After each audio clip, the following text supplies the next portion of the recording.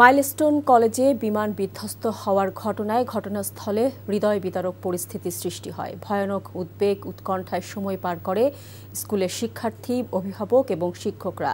এদিকে ওদিকে ছোটাছুটি করেন নিজের ছোট্ট বাচ্চাটিকে খুঁজতে।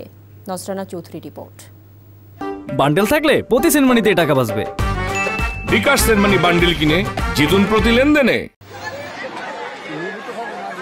মাইলস্টোন কলেজের প্রাথমিক শাখার ছোট্ট বাচ্চারা যখন ক্লাস শেষে বাড়ি যাওয়ার আনন্দে ছোটাছুটি করছিল, কে জানতো তাদের সেই আনন্দ মুহূর্তেই পরিণত হবে বিষাদে। হঠাৎ করেই স্কুলের গেট ভেঙে স্কুল ভবনের সিঁড়িতে আঘাত করে বাংলাদেশ বিমান বাহিনীর প্রশিক্ষণ বিমান FT-7। যখন জাস্ট বিমানটা পড়ছে তখন অনেক বাচ্চারা কি বলবো যে উড়ে কোথায় যেন চলে গেছে। মানে আমার চোখের সামনে দেখলাম যে উড়ে উড়ে অনেক জায়গায় চলে গেছে। 7 বছর থেকে শুরু করে একদম 11-12 বছর পর্যন্ত যে বাচ্চাগুলো ছিল ওরাই বেশিরভাবে আহত হয়েছে।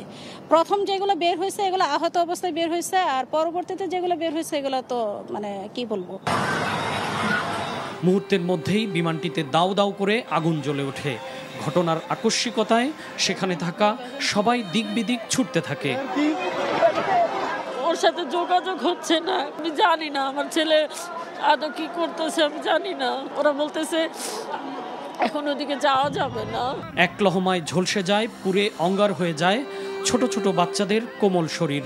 শত কষ্টে কত আদরে এই শরীরে তার বাবা মা হয়তো কোনোদিন একটি ফুলের আঁচড়ও পড়তে দেননি।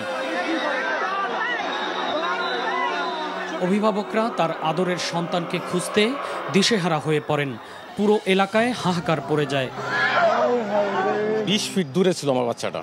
এতটুকু দূরে থাকতে এই ঘটনাটা ঘটছে, বিমানটা বিধ্বস্ত হয়েছে। ছেলেটা খুব মানসিকভাবে পড়ে গেছিল সাউন্ডে।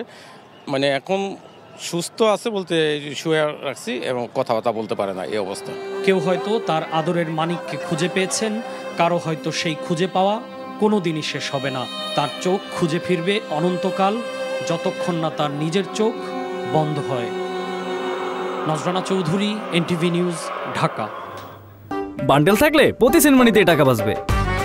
বিকাশ সেনমানি বান্ডেল কিনে জিতুন প্রতি লেনদেনে।